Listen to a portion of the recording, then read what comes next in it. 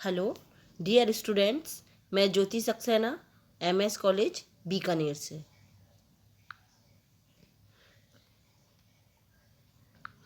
बच्चों, last topic में हमने बात की थी स्वैच्छिक संगठन के बारे में कि स्वैच्छिक संगठन का इतिहास क्या है और इसके उद्देश्य क्या हैं और कुछ डेफिनेशन देखी थी। आज हम कैरेक्टरिस्टिक ऑफ वॉलंटरी ऑर्गेनाइजेशन स्वैच्छिक संगठनों की विशेषताओं के बारे में बात करते हैं। बच्चों, स्वैच्छिक संगठन एक ऐसे संगठन है जिनका निर्माण इच्छा से किया जाता है। इसके बनने के लिए सरकारी प्रयास नहीं होते, बल्कि व्यक्ति के अपनी अंतरात्मा की आवाज़ या उसकी खुद की प्रेरणा होती है। इस प्रेरणा के कोई भी कारण हो सकते हैं। इस प्रकार यह एक औपचारिक संगठन का स्वरूप होता है। इन संगठनों का निर्माण केवल और केवल जनता के कल्याण के लिए ही किया जाता है। इन्हें किसी भी कानून या सोसाइटी के अंदर हमें रजिस्टर करवाया जाता है। भारत में सेंट्रल लेवल पर सोसाइटी पंजीकरण अधिनियम 1860, भारतीय ट्रस्ट अधिनियम 1882, सहकारी समिति अधिनियम 1904 और भारतीय कंपनी अधिनियम 1956 के सेक्शन 25 के तहत इनका पंजीकरण किया जाता है। राज्य स्तरीय कानून जैसे राजस्थान संस्थाएं पंजीकरण अधिनियम 1965 और राजस्थान सहकारी समिति अधिनियम 2002 के अधीन भी इसे पंजीकृत करवाया जा सकता है। इन संगठनों के द्वारा जो भी कार्य किए जाते हैं उनको सामाजिक मान्यता और सहयोग प्राप्त होता है। इसलिए इनकी वित्तीय व्यवस्था सरकार और जनता दोनों पूरी करते हैं। यानी इनको अपने कार्य करने के लिए कितने पैसों की ज़रूरत है, तो इनके सहायता के लिए सरकार और जनता दोनों आगे आ जाती है। इन संगठनों में शीर्ष प्रशासनिक सत्ता के रूप में एक आम सभा होती है, जिसमें उस संगठन के वरिष्ठ पदाधिकारी या दानदाता को रखा जाता है, जो संगठन के नीति निर्माण में अपनी भूमिका निभाते हैं। इन स्वैच्छिक संगठनों का कार्य क्षेत्र एक सीमित दायरा होता है। ये स्वैच्छिक संगठन किसी विशेष समस्या पर काम करते हैं और इनका उद्देश्य निश्चित होता है। ये स्वैच्छिक संगठन बाहरी नियंत्रण से बिल्कुल मुक्त होते हैं। ये संगठन ना लाभ होगा ना हानि, इस प्रिंसिपल को मानते हैं कि ना तो हमें कुछ प्रॉफिट कमाना है ना ही कुछ लॉस होना है। मतलब तटस्थता, यानी बिना लाभ हानि के संगठन समाज के हित में काम करते हैं। स्वैच्छिक क्षेत्र राष्ट्रीय नीति 2007 में इन संगठनों की विशेषताएं बताई है। ये निजी होते हैं। ये जो भी लाभ कमाते हैं वो अपने मालिकों को नहीं देते। ये सेल्फ गवर्निंग होते हैं, यानी सरकार द्वारा कोई नियंत्रण नहीं होता। ये खुद ही से नियंत्रित होते हैं। ये संगठन निर्धारित उद्देश्यों के साथ साथ पंजीकृत संगठन या अनौपचारिक समूह भी होते हैं। अब हम बात करते हैं बच्चों, सरकारी संगठन और स्वैच्छिक संगठनों में क्या अंतर होता है। सरकारी संगठन वो संगठन होते हैं जो सरकार के तीनों अंगों की इच्छा और राष्ट्रीय कानून के आधार पर इनका निर्माण होता है और ये जनता के कल्याण के लिए काम करते हैं। जबकि स्वैच्छिक संगठन अपनी खुद की इच्छा पर निर्भर है।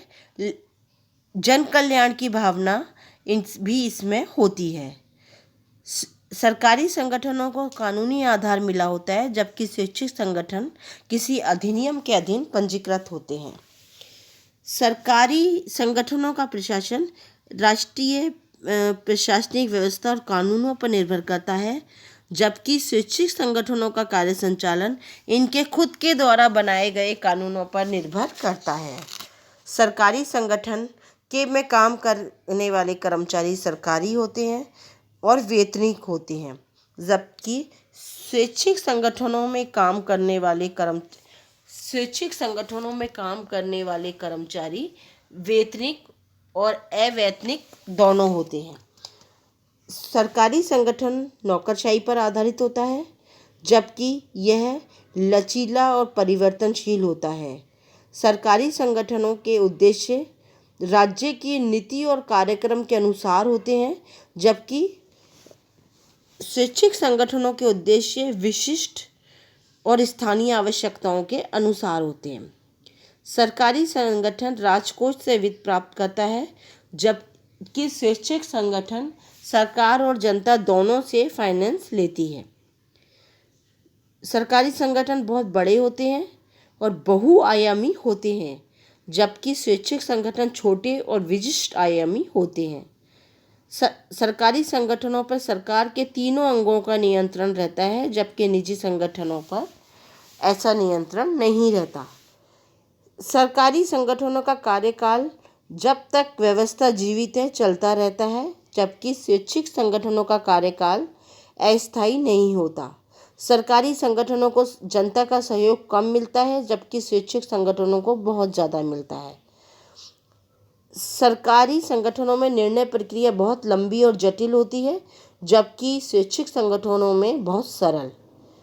सरकारी संगठनों में कार्य निष्पादन और मूल्यांकन में प्राय शिथिलता होती है, क्योंकि कई बार इसमें मेहनती और योग्य व्यक्ति कुठित हो जाता है और अयोग्य व्यक्ति, कामचोर व्यक्ति प्रभावी हो जाता है। जबकि स्वैच्छिक संगठनों में मेहनती लोगों का बहुत सम्मान होता है, जबकि अगर कोई व्यक्ति कामचोर है या काम नहीं करना चाहता तो संगठन में उसका रहना बहुत मुश्किल होता है। नेक्स्ट टॉपिक में बच्चों हम बात करेंगे स्वैच्छिक संगठन कितने प्रकार के होते हैं। इनके बारे में अगर हम बात करें तो बेटा स्वैच्छिक संगठन 3 प्रकार के होते हैं।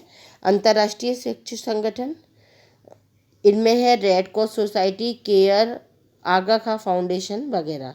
दूसरा है राष्ट्रीय स्वैच्छिक संगठन, वो संगठन जो किसी एक देश के पूरे क्षेत्र में या बहुत सारे क्षेत्र में काम करते हैं, जैसे राधा कृष्ण मिशन, सेवा, परिवार, इंडिया, वाणी, प्रयास।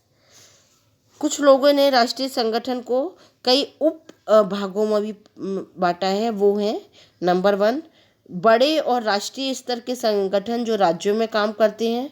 बड़े और राष्ट्रीय स्तर के ऐसे संगठन जो एक राज्य के जिलों में काम करते हैं। ऐसे संगठन जो 1 या 2 राज्यों के कई गांवों में काम करते हैं।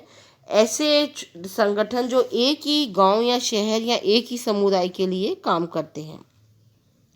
तो पहला हुआ अंतर्राष्ट्रीय स्वैच्छिक संगठन, दूसरा हुआ राष्ट्रीय स्वैच्छिक संगठन और तीसरा है स्थानीय स्वैच्छिक संगठन, जिन्हें ग्रास रूट संगठन भी कहा जाता है, जो स्थानीय आवश्यकताओं के अनुसार स्थानीय व्यक्तियों के द्वारा बनाए जाते हैं। जैसे झुंझुनू में एक कार्य कर रहा है शिक्षित रोजगार केंद्र प्रबंध समिति, एकट बोधगांव, महिला मंडल उदयपुर। ये सारे संगठन स्थानीय संगठन होते हैं जो स्थानीय आवश्यकताओं के अनुसार बनते हैं और उसके अनुसार ही काम करते हैं। नेक्स्ट ये टॉपिक बच्चों नेक्स्ट क्लास में कंटिन्यूएशन में रहेगा।